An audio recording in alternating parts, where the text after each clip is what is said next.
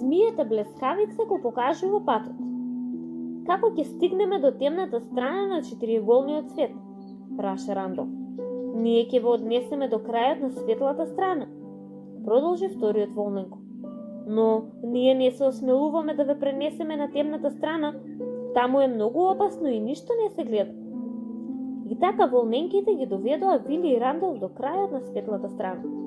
Кога стигнаа, првиот Волненко се поздравуваше со Вили и му рече: тука ќе бидеме, ако некогаш се вратите, ќе во однесеме повторно кај големиот вревливко, кога ќе ви биде потребен вашиот втор совет. Потоа си подскокнаа подалеку, бидејќи сите се плашеа од темната страна.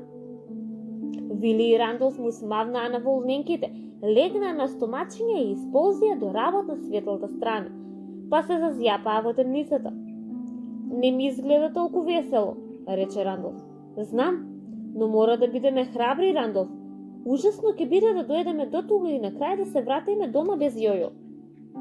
Јојо? Која е Јојо? Што е Јојо? Каде е Јојо? Вили и Рандолф се свртаа на кај светлата страна и натаму, по должината на работ на четириъгълниот свет, имаше голема зелена змија. Рандолф ги обви рацете околу Вили и почна да плаче. Вили не се молеше, но сепак беше многу исплашен.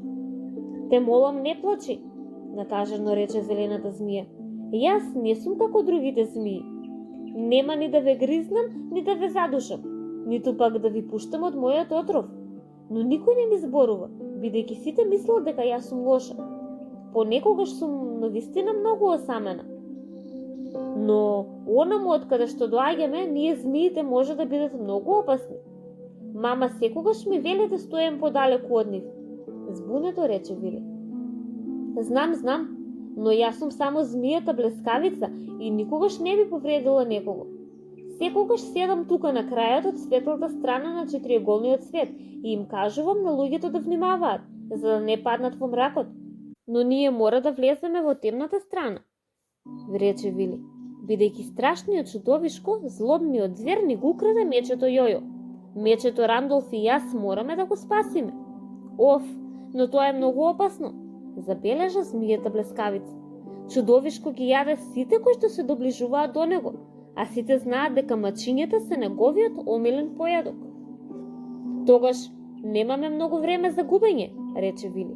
Но на темната страна вие не би можеле ни прст предоко да си видите, додаде змијата блескавица. Како ќе го најдете патот до несреќниот остров каде што живее чудовишко? Па ти можеш да не однесеш дотаму, решително рече Вили. Навистина? Некој ми верува, среќно засаска змијата.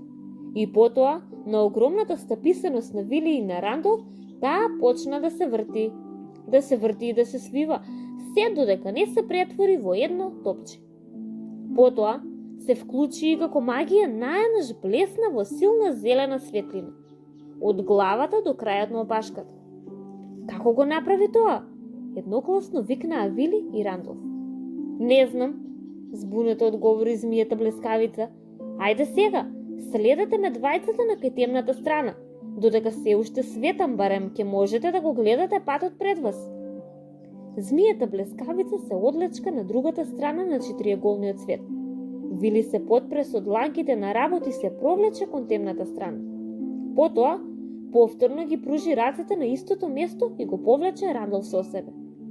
Двајцата беа преплашени, но Вили се потсети на кутрето Јојо и храбро влезе во мракот, кој беше осветлен само од змијата блескавица.